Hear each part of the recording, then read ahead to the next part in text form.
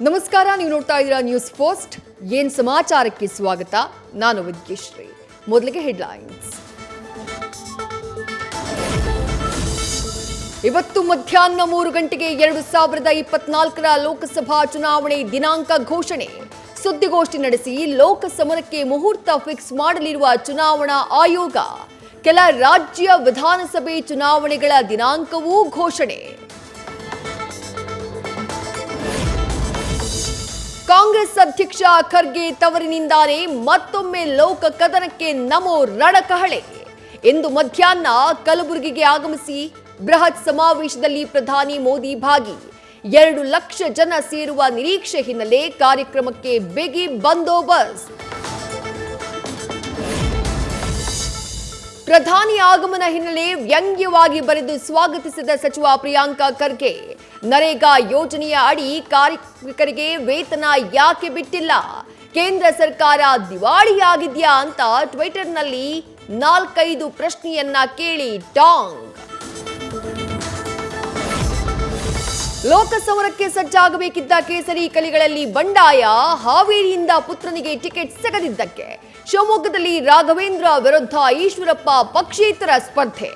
ಮಾತುಕತೆ ನಡೆಸುವುದಾಗಿ ಹೇಳಿದ ಹಾವೇರಿ ಅಭ್ಯರ್ಥಿ ಬೊಮ್ಮಾಯಿ. ಹಾವೇರಿಯ ಬಿಜೆಪಿ ಕಚೇರಿಯಲ್ಲೇ ಬೊಮ್ಮಾಯಿ ಮುಂದೆಯೇ ಬಣಬಡಿದಾಟ. ಜಿಲ್ಲಾಧ್ಯಕ್ಷ ಅರುಣ್ ಕುಮಾರ್ ಗುಂಪಿನ ವಿರುದ್ಧ ಕಾರ್ಯಕರ್ತರ ಆಕ್ರೋಶ. ಕಚೇರಿ ಹೊರಗೆ ಐಬಿಯಲ್ಲೂ ಪರಸ್ಪರ ಆವಾಜ್ ಹಾಕೊಂಡು ಗಲಾಟೆ. ಕೊಪ್ಪಳ ಟಿಕೆಟ್ ಕೈತಪ್ಪಿದ ಹಿನ್ನೆಲೆ ವೇದಿಕೆಯಲ್ಲೇ ಸಂಗಣ್ಣ ಕರಡಿ ಕಣ್ಣೀರು. ರಾಯಚೂರಿನ ಸಂಧನೂರಿನಲ್ಲಿ ನೂತನ ರೈಲಿಗೆ ಚಾಲನೆ ವೇಳೆ ಭಾವುಕ. ಕಾರ್ಯಕರ್ತರನ್ನ ನೋಡಿ ಭಾವುಕನಾದೆ, ಅಧಿಕಾರ ಹೋಗುತ್ತೆ ಅಂತಲ್ಲ ಎಂದ ಸಂಸದ. ಮಂಡ್ಯದಲ್ಲಿ ಸುಮಲತಾ ನನ್ನ ಅಕ್ಕ ಇದ್ದಂತೆ ಎಂದ ಮಾಜಿ ಸಿಎಂ ಕುಮಾರಸ್ವಾಮಿ. ಸಂಘರ್ಷ ಮುಂದುವರಿಸಿಕೊಂಡು ಹೋಗಲ್ಲ ಅನ್ನೋ ಮೂಲಕ ಸುಮಲತಾ ಜೊತೆ ಎಚ್ಡಿಕೆ ಕದನ ವಿರಾಮ. ಕಳೆದ ಬಾರಿಯ ಪ್ರಮಾದಗಳು ಪುನರಾವರ್ತಿಸದಂತೆ ದಳಪತಿಯ ಎಚ್ಚರಿಕೆಯ ನಡೆ.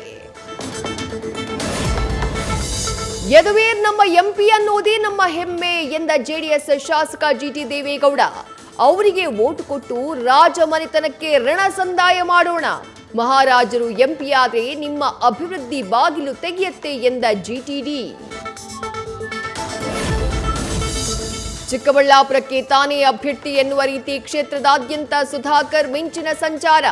ಪೇರಸಂದ್ರ ಆರೂರು ಸೇರಿದಂತೆ ಮಂಚನಬೆಲೆ ಗ್ರಾಮದಲ್ಲಿ ಕಾರ್ಯಕರ್ತರ ಸಭೆ. ಪಕ್ಷದ ಮೇಲೆ ಮುಖಂಡರ ಮೇಲೆ ಅತೀವ ನಂಬಿಕೆ ಇದೆ, ಕೈ ಹಿಡಿತಾರೆ ಎಂದ ಮಾಜಿ ಸಚಿವ. ರಾಮನಗರದಲ್ಲಿ ಒಟ್ಟಿಗೆ ಸುದ್ದಿಗೋಷ್ಠಿ ನಡೆಸಿ ಎದುರಾಳಿಗಳಿಗೆ ಟಕ್ಕರ್ ಕೊಟ್ಟ ಡಿಕೆ ಬ್ರದರ್ಸ್. ಚುನಾವಣೆಗೆ ನಿಲ್ಲದೆ ಯೋಗೇಶ್ವರ್ ನಮಗೆ ಸಹಾಯ ಮಾಡಿದ್ದಾರೆ ಅಂತ ಡಿಕೆ ಸುರೇಶ್ ಟಾಂಗ್. ರಾಮನಗರ ಬೆಂಗಳೂರು ಸೇರ್ಪಡೆ ಬಗ್ಗೆ ಡಿಸಿಎಂ ಡಿಕೆಶಿ ಪುನರುಚ್ಚಾರ. ರಾಜ್ಯದಲ್ಲಿ ಬರ ತಾಂಡುವ ಹಿನ್ನೆಲೆ ನೀರಿಗಾಗಿ ಪರದಾಟ. ಕನಕಾಂಬರಿ ಬಳಿಯನ್ನ ಸೂರ್ಯನ ಬಿಸಿಲಿನಿಂದ ರಕ್ಷಿಸಿಕೊಳ್ಳೋಕೆ ಸೀರೆಯ ಮೊರೆ ಹೋದ ರೈತ. ತನ್ನ ಜಮೀನಿನ ತುಂಬ ಚಪ್ಪರದಂತೆ ಸೀರೆ ಕಟ್ಟಿದ ಅನ್ನದಾತ. ದಾವಣಗೆರೆಯಲ್ಲಿ ಪಾನಿಪುರಿ ಸೇವಿಸಿ ಅಸ್ವಸ್ಥರಾದ 19 ಮಕ್ಕಳು ಆಸ್ಪತ್ರೆಗೆ ದಾಖಲು. 1 ಮಗುವಿನ ಸ್ಥಿತಿ ಚಿಂತಾಜನಕ, ಐಸಿಯುನಲ್ಲಿ ಚಿಕಿತ್ಸೆ. ಪಾನಿಪುರಿ ಮಾರಾಟ ಮಾಡದಂತೆ ಸೂಚಿಸಿ ಪರಿಶೀಲನೆಗೆ ನೀರು ರವಾನೆ. ಟ್ರಾಫಿಕ್ ಜಾಮ್ ಆಗಿದ್ದಕ್ಕೆ ಬೆಂಗಳೂರಿಗಿಂತ ಅಸ್ತವ್ಯಸ್ತವಾದ ನಗರ ಇನ್ನೊಂದಿಲ್ಲವೆಂದ ವ್ಯಕ್ತಿ. ಸರಿಯಾದ ಸಮಯಕ್ಕೆ ಕ್ಯಾಬ್ ಸಿಗದಿದ್ದಕ್ಕೆ ಬೆಂಗಳೂರನ್ನ ಟೀಕಿಸಿ ಪೋಸ್ಟ್ ಮಾಡಿದ ರಾಜೇಶ್. ಪೋಸ್ಟ್ಗೆ ನೆಟ್ಟಿಗರ ಆಕ್ರೋಶ. ಇಷ್ಟ ಇಲ್ಲದೆ ಇದ್ರೆ ಇಲ್ಲಿಂದ ತೊಲಗು ಅಂತ ಕಿಡಿ. ದೆಹಲಿ ಅಬಕಾರಿ ನೀತಿ ಹಗರಣದಲ್ಲಿ ತೆಲಂಗಾಣ ಮಾಜಿ ಸಿಎಂ ಕೆಸಿಆರ್ ಪುತ್ರಿಯ ಬಂಧನ. ಹೆಚ್ಚಿನ ವಿಚಾರಣೆಗೆ ಕವಿತಾರನ್ನ ಬಂಧಿಸಿ ದೆಹಲಿಗೆ ಕರೆದೊಯ್ದ ಇಡಿ ಅಧಿಕಾರಿಗಳು. ಇಡಿ ಸುಪ್ರೀಂ ಕೋರ್ಟ್ ಭರವಸೆ ಉಲ್ಲಂಘಿಸಿದೆ ಎಂದ ಕವಿತಾ ಸಹೋದರ ಆಕ್ರೋಶ. ತಮಿಳುನಾಡಿನ ಕೊಯಮತ್ತೂರಿನಲ್ಲಿ ಪ್ರಧಾನಿ ಮೋದಿ ರೋಡ್ ಶೋಗೆ ಗ್ರೀನ್ ಸಿಗ್ನಲ್. ಭದ್ರತಾ ಅಪಾಯ ಕಾರಣವೊಡ್ಡಿ ಅನುಮತಿ ನಿರಾಕರಿಸಿದ್ದ ಸ್ಟಾಲಿನ್ ಸರ್ಕಾರಕ್ಕೆ ಮುಖಭಂಗ. ಕೆಲವು ಷರತ್ತುಗಳೊಂದಿಗೆ ರೋಡ್ ಶೋಗೆ ಮದ್ರಾಸ್ ಹೈಕೋರ್ಟ್ ಅನುಮತಿ. ತಮ್ಮ ಆಟಗಾರರನ್ನ ಐಪಿಎಲ್ನಲ್ಲಿ ಆಡಿಸೋ ಕನಸು ಕಾಣ್ತಾ ಇರೋ ಪಾಕ್. ಆರ್ಸಿಬಿಯಲ್ಲಿ ಕೊಹ್ಲಿ ಜೊತೆ ಬಾಬರಾಟ ನೋಡೋಕೆ ಪಾಕ್ ಹಾಗೂ ಭಾರತೀಯರು ಬಯಸ್ತಿದ್ದಾರೆ ಎಂದ ಪಾಕ್ ಅಭಿಮಾನಿ. ಭಾರತೀಯರು ಇಂಥ ಕನಸು ಕಾಣಲ್ಲ ಅಂತ ಹರ್ಭಜನ್ ಸಿಂಗ್ ಟಾಂಗ್.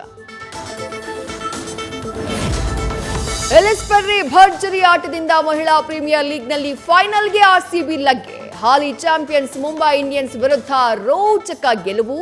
ನಾಳೆ ಡೆಲ್ಲಿ ಕ್ಯಾಪಿಟಲ್ಸ್ ಮತ್ತು ಆರ್ಸಿಬಿ ನಡುವೆ ಫೈನಲ್ ಪಂದ್ಯ.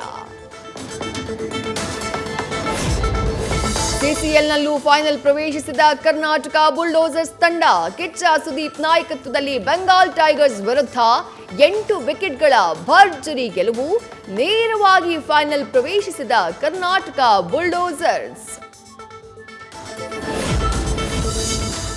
ಅಪ್ಪು ಎರಡನೇ ಪುತ್ರಿ ವಂದಿತಾ ಕೈಯಿಂದ ಯುವ ಸಿನಿಮಾದ ಅಪ್ಪುಗೆ ಹಾಡು ಬಿಡುಗಡೆ. ಪುನೀತ್ ಹುಟ್ಟುಹಬ್ಬ ಹಿನ್ನೆಲೆ ಯುವ ಚಿತ್ರದ 3ನೇ ಸಾಂಗ್ ರಿಲೀಸ್. ಸಿನಿಮಾದಲ್ಲಿ ಅಪ್ಪ ಮಗನ ಬಾಂಧವ್ಯದ ಬಗ್ಗೆ ಚಿತ್ರಿಸಲಾಗಿದೆ ಎಂದ ಯುವರಾಜ್ ಕುಮಾರ್. ನ್ಯೂಸ್ ಫಸ್ಟ್ ನಿರ್ಭೀತಿಯಿಂದ ನಿಮ್ಮ ಪರವಾಗಿ.